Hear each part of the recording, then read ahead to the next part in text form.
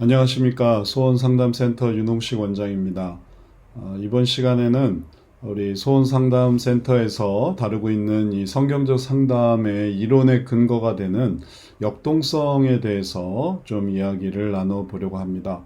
역동성은 이 미국 웨스트민스터 신학교에서 개발이 되었습니다. 이제 성경 상담을 이제 처음 시작한 것이죠. 어떤 사람도 성경으로 상담할 수 있다는 그런 걸 생각하지 못했을 때, 그게 이제 1960년대인데, 이 웨스트민스터에서 처음으로 성경적 상담을 시작했습니다. 그리고 이 성경 상담을 계속 발전시켜 왔습니다. 그러한 내용들의 이제 그 역사는 이전에 한번 알려드렸지만 또 나중에 다음 좋은 기회가 있을 때 다시 한번 설명을 해드리도록 하겠습니다.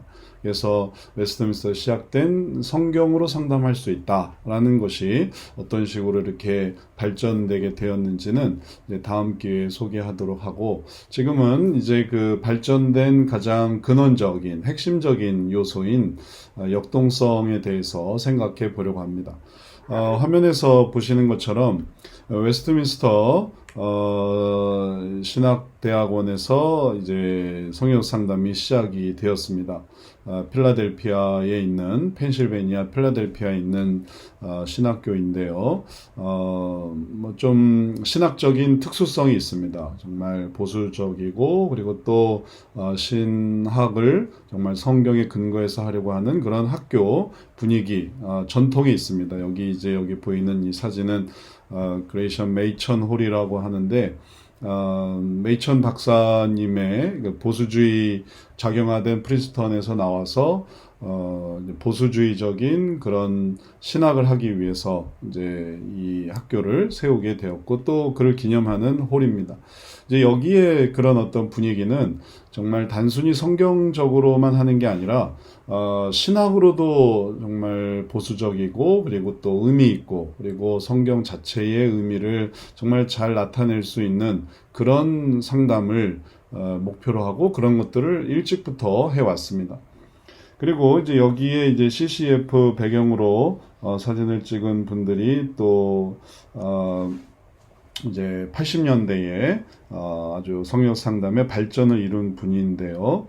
이분이 폴 트립 교수님이고, 그 다음에 이제 뭐 여러 가지 저작으로 많이 알려졌죠. 이분이 에드웰치 교수님이고, 그리고 이분이 데이비드 폴리슨 교수님입니다. 이제 요 세 분, 나머지 분들도 다 훌륭한 분이지만 요 세 분이 되게 중요한 역할을 했고, 이분이 이제 존 배틀러라는 분인데,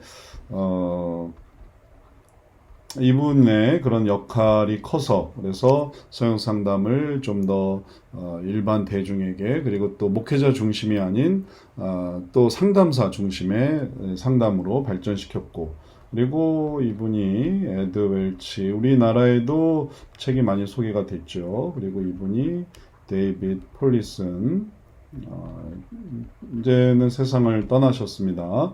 그리고 이분이 폴 트립 교수님이죠.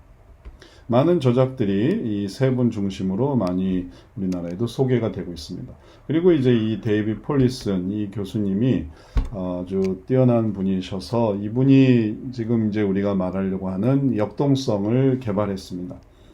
이제 이렇게 개발된 비하라고 할까요? 간단히 소개해드리면, 이제 존 배틀러를 통해서 목회자 중심의, 그 전에 제이 아담스의 수준에서는 이제 목회자만 상담을 해야 되고, 또 목회자 중심으로 되었던 것을 존 배틀러부터 이제 일반 평신도들을 통해서 상담을 이제 전하게 되었고, 또 많은 임상이 쌓이게 되었는데, 그 이전에 단순히 죄 문제로 따지고, 그리고 그 죄를 회개해야만 변화될 수 있다라는 이런 어떤 단순한 사고에서 더 깊게 임상을 하다 보니까 더 깊게 문제를 다루게 되었습니다.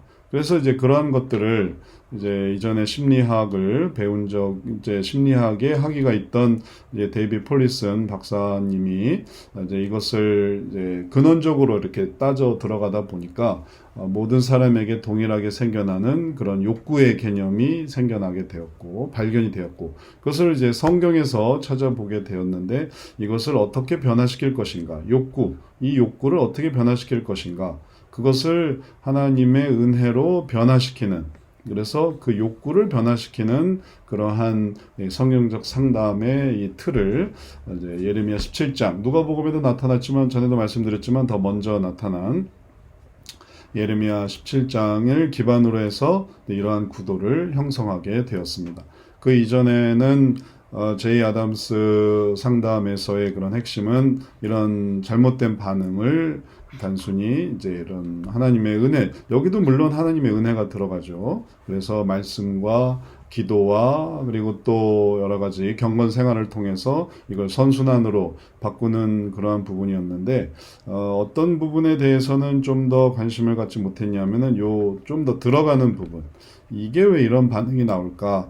그 근원에는 어떤 마음이 있을까? 이제 이런 부분에는 좀 제이 아담스 시기에는 좀 미흡했습니다. 뭐 워낙 일찍 시작되었던 부분이니까요.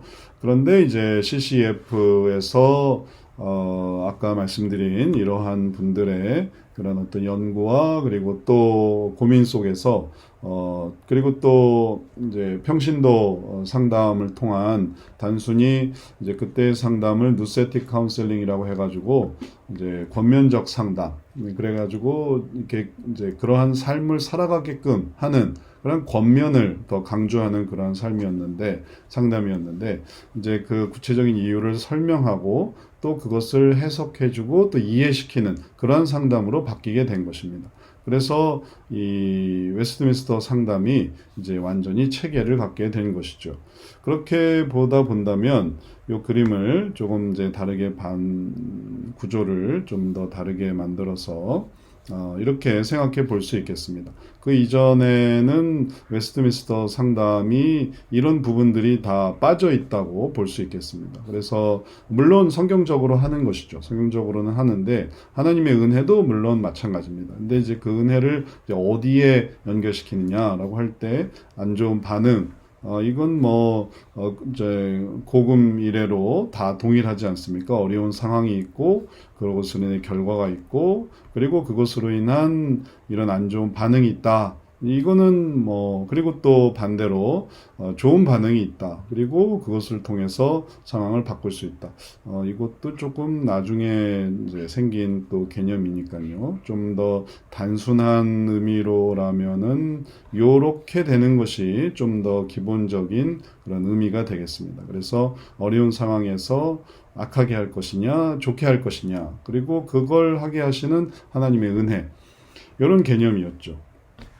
그래서 이러한 구도였는데, 이제 이거를 이제 CCEF의 활동을 통해서 그리고 많은 임상을 통해서 좀 더 이제 깊게 들어가게 된 것입니다. 그리고 이거를 좀 더 설명을 부가하게 돼서 이제 이것도 좀 분리시켰죠. 단순히 상황과 결과만의 그런 단순한 이야기가 아니라 여기에 이제 상황과 반응만의 단순한 얘기가 아니라 결과를 고려하는 그러한 이야기가 되어서, 그래서 이렇게 가서 이렇게 되는 걸로 바뀌게 되었고, 반대쪽도 좀 구조를 맞춰줘야 되겠죠. 그래서 여기도 좋은 실천의 모습도 이러한 변화 속에서 이것이 이제 결국은 애초의 상황에도 영향을 미친다라는 이러한 이제 구조가 생기게 되었습니다. 근데 이제 정말 중요한 핵심은 바로 여기에 있죠.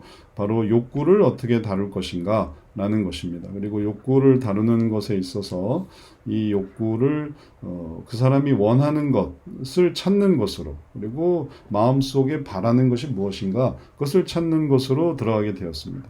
그러면은 이제 하나님의 은혜도 좀 더 이제 다르게 적용이 되는 거죠. 그 이전에 나쁜 행동을 좋은 행동으로, 또 악을 선으로 바꾸게 하는 그러한 말씀과 기도와 경건 생활과 찬양과 그런 모든 어떤 이 신앙적인 노력들 그렇게 설명될 수 있었던 것이 그 다음에는 어떤 식으로 이제 적용되게 됐냐면 이제 은혜가 좀 더 밑으로 내려와서 바로 요 욕구에 하나님의 은혜를 그래서 그 사람이 원하는 거, 그 사람이 추구하는 거, 그 속에서 있는 그런 결핍, 그 다음에 부족함, 그 다음에 그거를 계속 추구하려고 하는 집착, 그런 것들을 하나님의 은혜를 깨닫게 해서 변화시키는 것으로 이제 바뀌게 되었습니다. 그래서 이제 이런 구조가 형성이 되었던 것이죠. 자, 좀 더 이제 내려오게 된 거죠. 그래서 이런 식의 변화, 그래서 하나님의 욕구와 인간의 욕구와 하나님의 은혜의 만남, 그리고 그것을 통한 은혜의 시작, 그래서 변화되는 마음, 이 부분이 핵심적인 부분, 또 발전된 부분이 되었다라고 말할 수 있겠습니다. 그래서 이렇게 이제 시간이 흐르면서 이제 이것이 완성이 된 것이죠. 자, 이러한 웨스트민스터의 성인적 상담은 다양하게 또 바뀔 수가 있습니다. 그리고 또 이런 부분에 하나의 가능성이 있는데 하나님의 은혜를 모르는 그러면은 불신자들은 어떻게 하면 좋을까라고 할 때 이 하나님의 은혜가 일반 은총으로 생각을 하고 그리고 이 일반 은총 속에서 생겨나는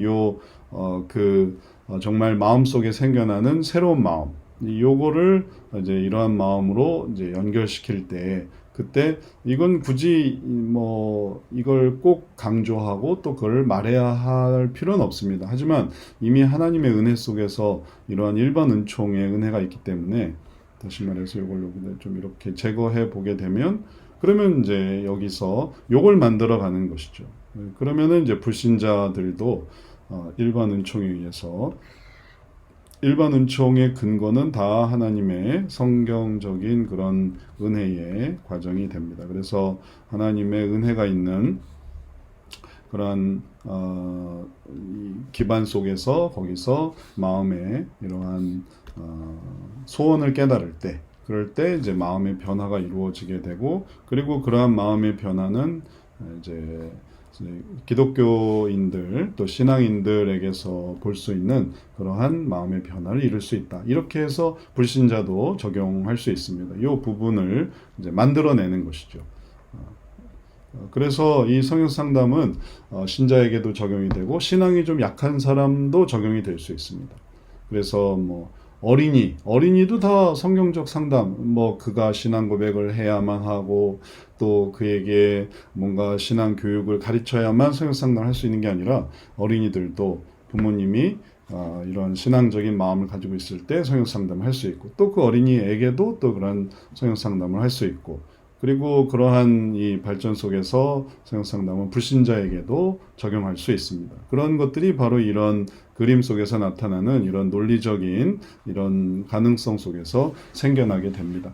이제 원래 그림이 이렇게 시작이 됐던 것이기 때문에 이러한 성경 상담은 신자만이 배워야만 하겠죠. 불신자가 이걸 배우면은 좀 어려움이 있을 수 있고 그래서 이제 성경 상담은 성도가 배울 수 있는데 받는 것은 모두가 다 받을 수 있다. 그래서 그럴 수 있는 가능성은 바로 이러한 가능성이기 때문에 그렇다.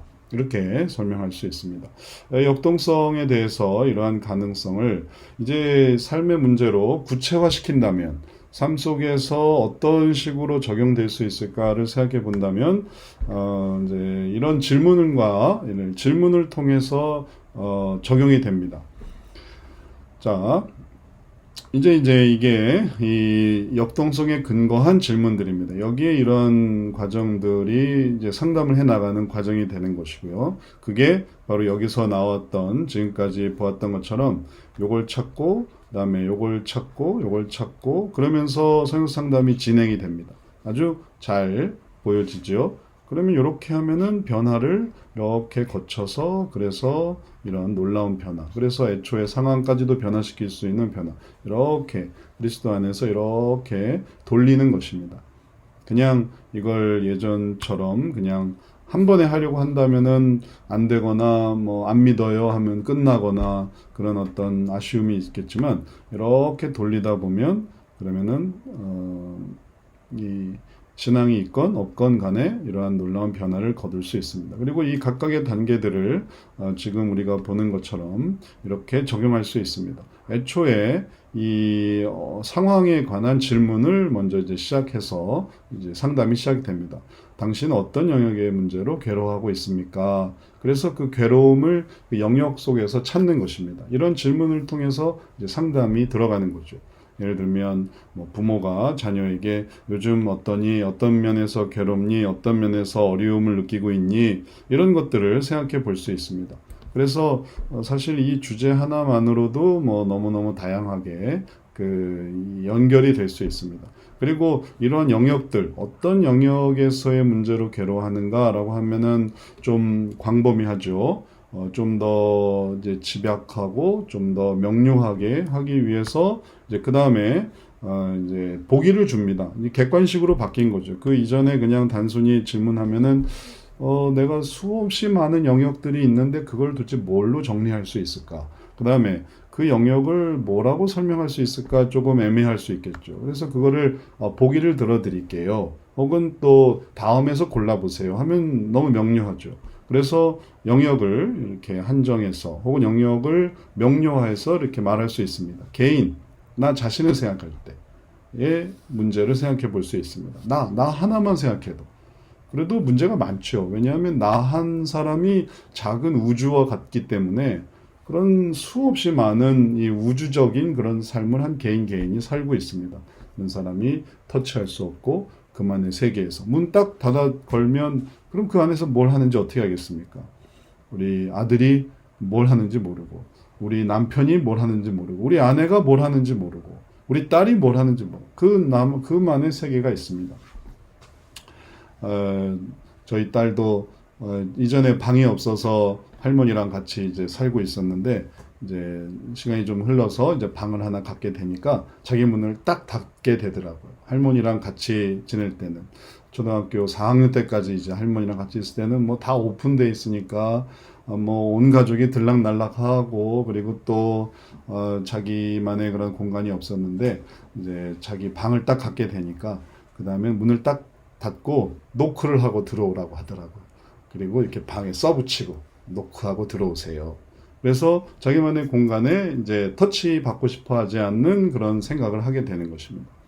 여기서부터 시작해서 그게 좀 더 나아가면 가정이 되겠고, 그가 어느 가정 속에서 지냈느냐, 어떤 영향을 받았느냐, 출생 순위가 어떻냐, 혹은 또 어떤 스트레스가 있느냐, 어린 아이도 태어나면서부터 자기가 경험하는 뭐 오빠가 있으면 오빠, 형이 있으면 형, 동생이 있으면 동생, 남동생, 여동생, 아빠, 엄마 영향을 받습니다. 그리고 그 속에서 어려움을 가질 수도 있죠. 그게 하나의 스트레스의 내용이 될 수도 있고 또 그 다음에 교회를 하나 영역으로 이제 제안할 수 있습니다. 이거는 이제 요 주제를 가지고 좀 고민을 많이 해봤는데요. 이게 단순히 종교냐 교회냐 할 때 교회는 교회만의 특수성이 있습니다. 그래서 교회는 따로 떼는데 왜냐하면 교회는 온 가족이 다니는 그러한 영역이기 때문에 아빠를 알죠, 엄마를 알죠, 또 자녀들도 다 알죠. 그리고 또 이렇게 연결되고 계속 이제 교회를 생활을 한다면 유초동부, 중고등부, 청년대학부, 장년, 노년회까지 이르게 되죠. 그래서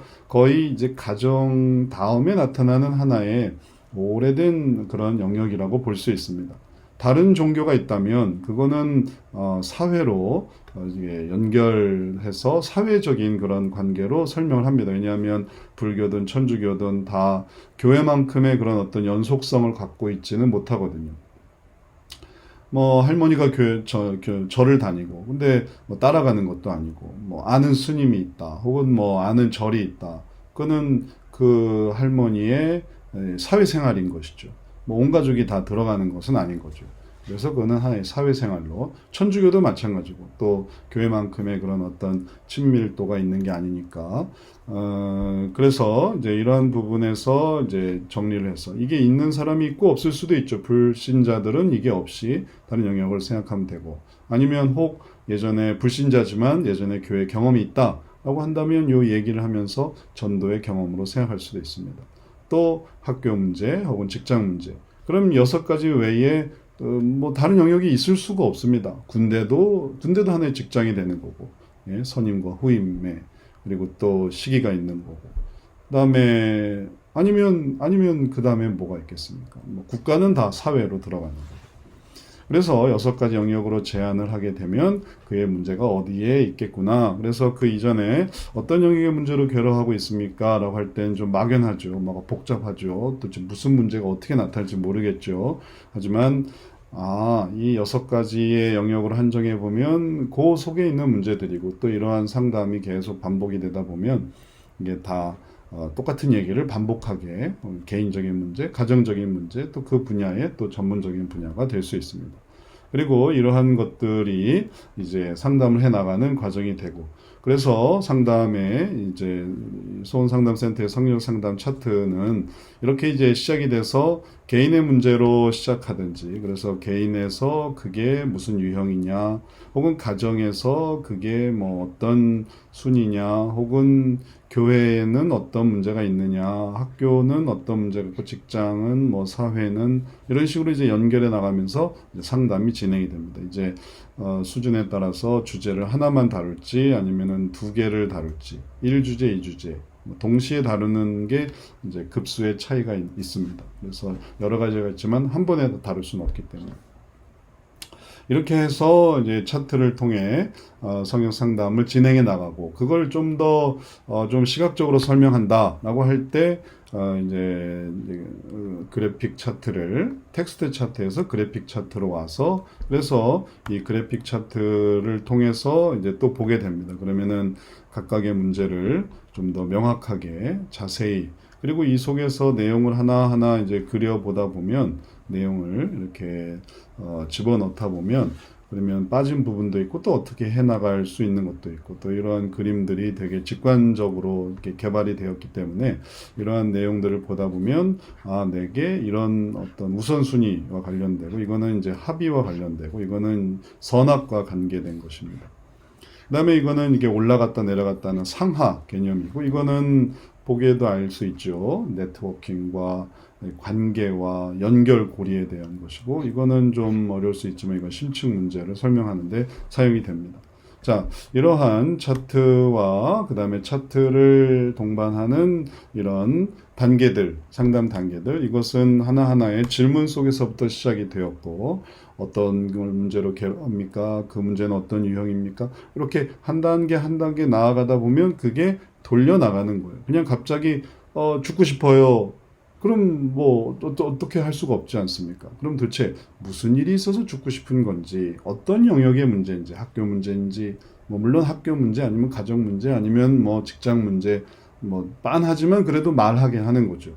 그 다음에 거기서의 유형은 뭔지, 그리고 그런 것들을 생각해 나갈 때 상담이 이렇게 진행이 될 수 있겠고, 이러한 상담의 진행 과정은 이렇게 8단계까지 진행되는 것은 사실은 성역 상담에서 이렇게 역동성을 기반으로 상담하던 그것에 근거하는 거였고, 그리고 이러한 역동성의 상담은 웨스트민스터에서 개발된 바로 이러한 아주 훌륭한 분들의, 박사님들의, 교수님들의 그런 어떤 이 공헌이 있었기 때문에 가능하게 되었다. 이걸 이렇게 설명을 드릴 수 있겠습니다. 오늘 역동성과 그 역동성의 적용 과정에 대해서 간단히 살펴보았고요. 뭐 많은 질문들이 있습니다.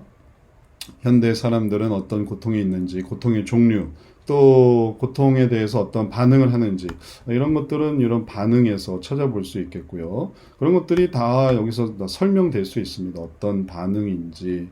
그 다음에 감정에 의해 욕구의 의미, 진실, 또 은혜로 살아간다는 건 뭐고, 또 성역 상담에서 욕구를 버리게 한다는 건 어떤 거고, 신자들이 은혜를 붙드는 건 뭐고, 선순환의 삶은 어떤 것인지, 이런 것들에 대해서 뭐 할 얘기가 많은데 시간 관계상 지금도 할 수는 없고 천천히 하나씩 설명하면서 이게 얼마나 우리 속에서 중요한 선순환을 이루어 가야 가는 그런 방향성이 되고, 또 그러지 못한 것들을 얼마나 또 좋은 방향으로 이끌게 하는지, 나침판이 되는지를 다시 한번 좀 강조해 드리고 싶습니다.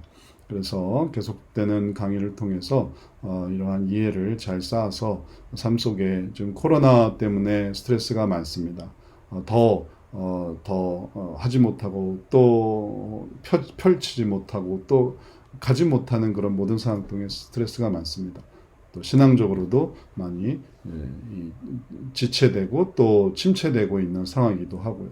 이럴 때일수록 더욱 하나님 의지해서 좋은 방향으로 나아가 선순을 이룰 수 있는 이런 방법들에 관심을 가져보시기 바랍니다. 오늘 여기까지 하도록 하겠습니다. 감사합니다.